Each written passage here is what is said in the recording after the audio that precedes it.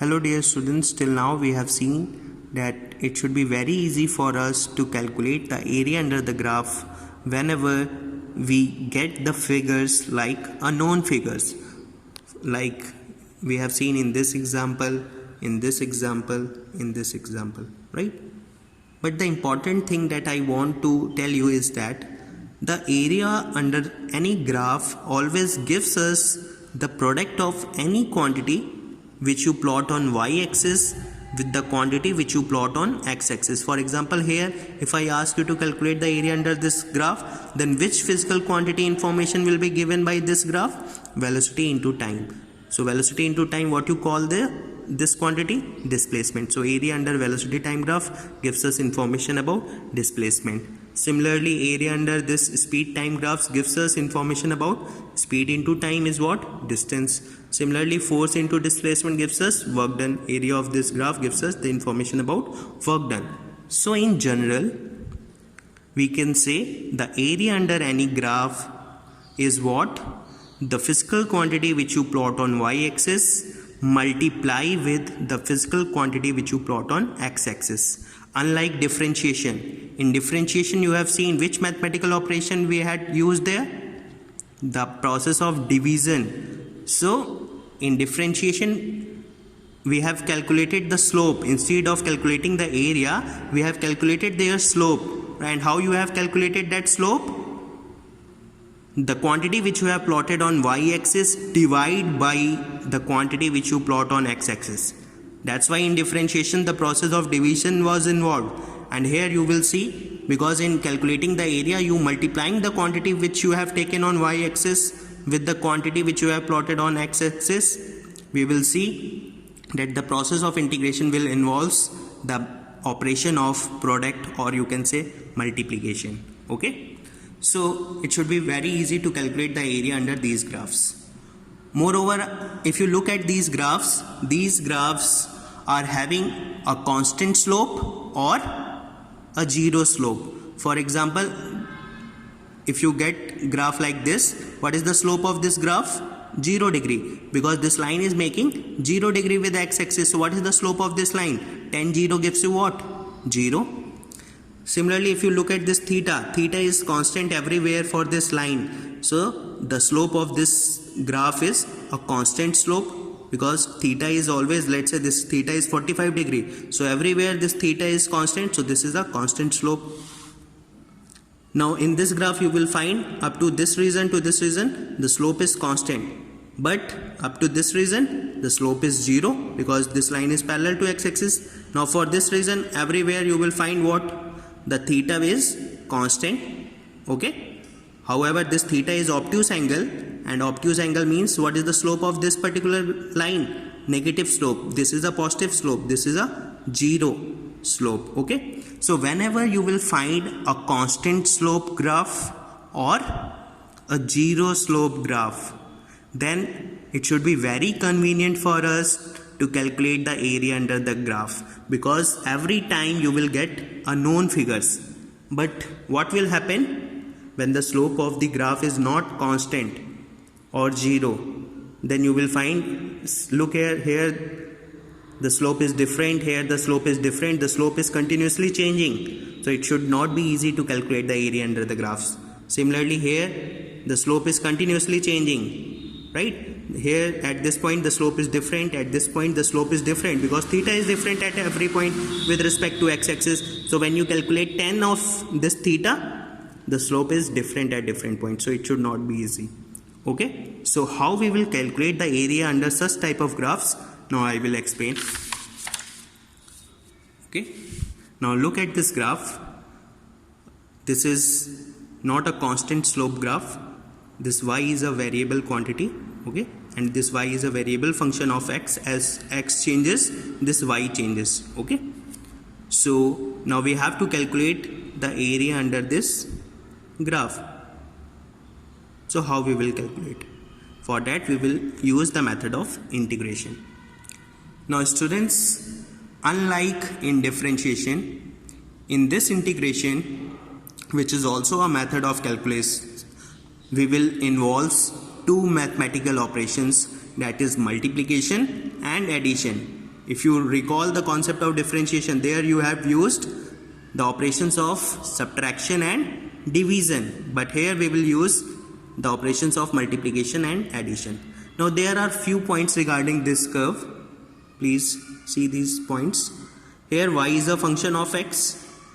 Okay, so we represent it like this, y equals to fx. Second, this variable y does not change with a constant rate with change in x. As I have already explained, the slope is not constant. That means the y is not changing at a constant rate with respect to x.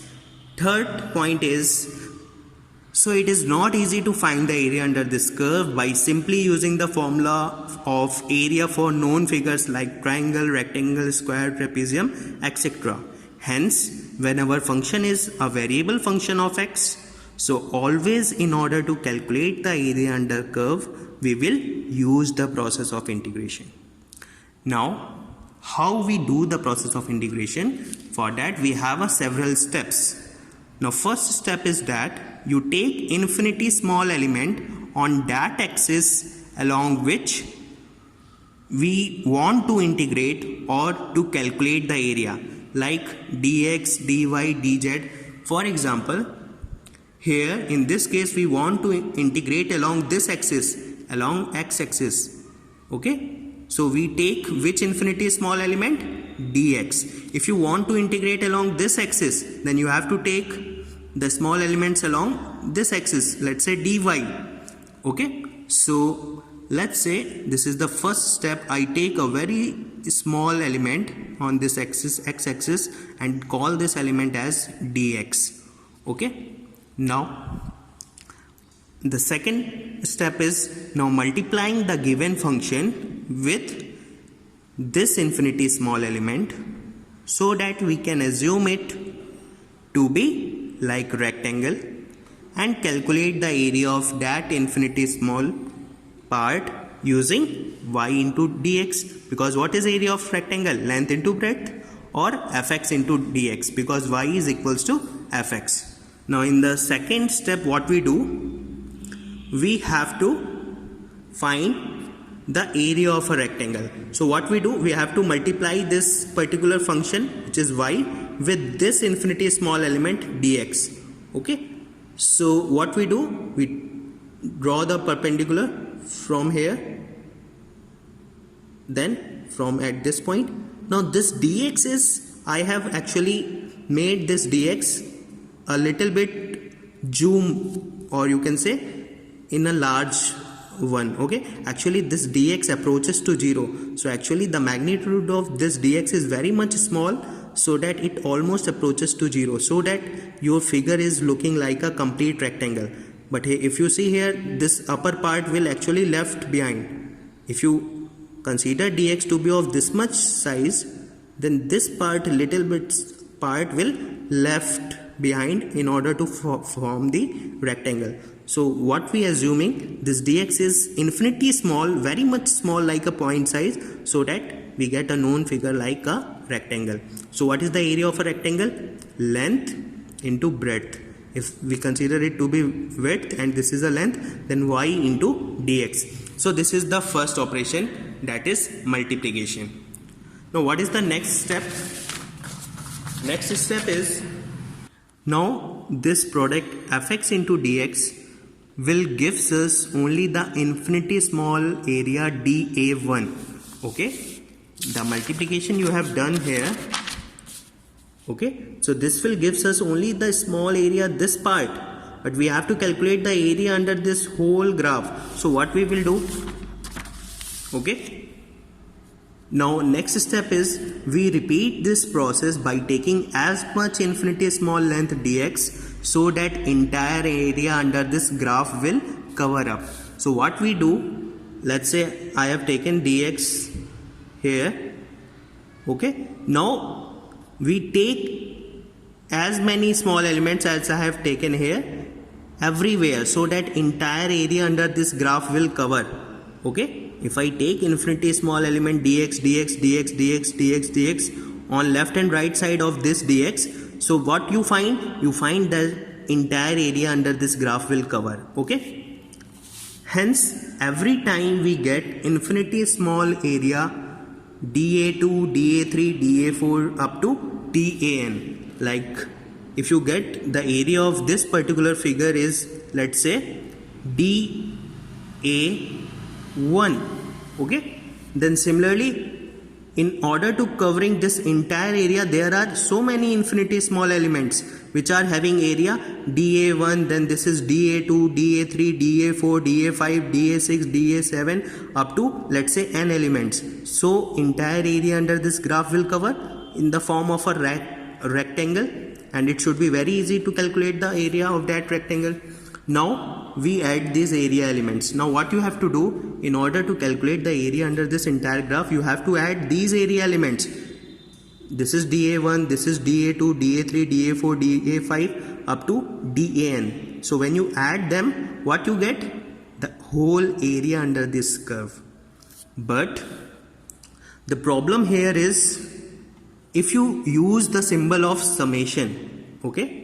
If you use the symbol of summation in order to add these areas like dA1, dA2, dA3 up to, let's say, dAn, then this is actually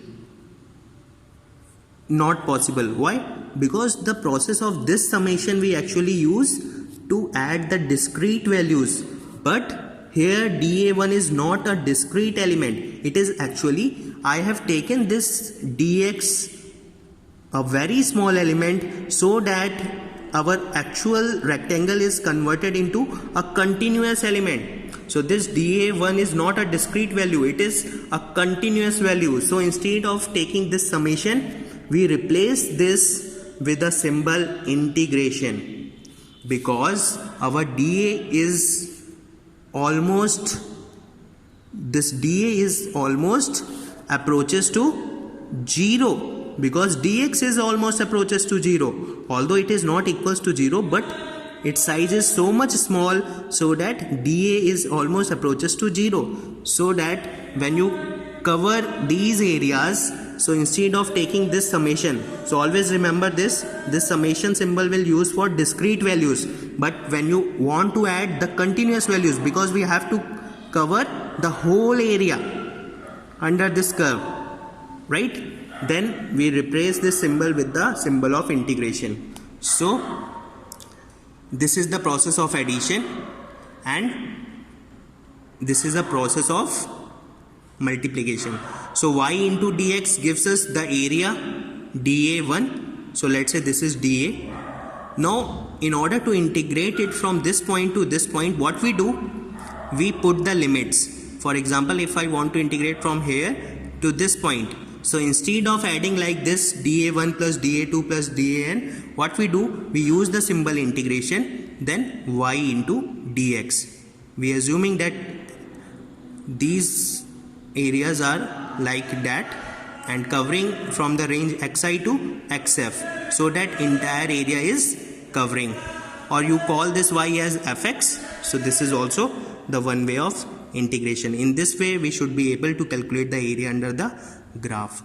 Thank you.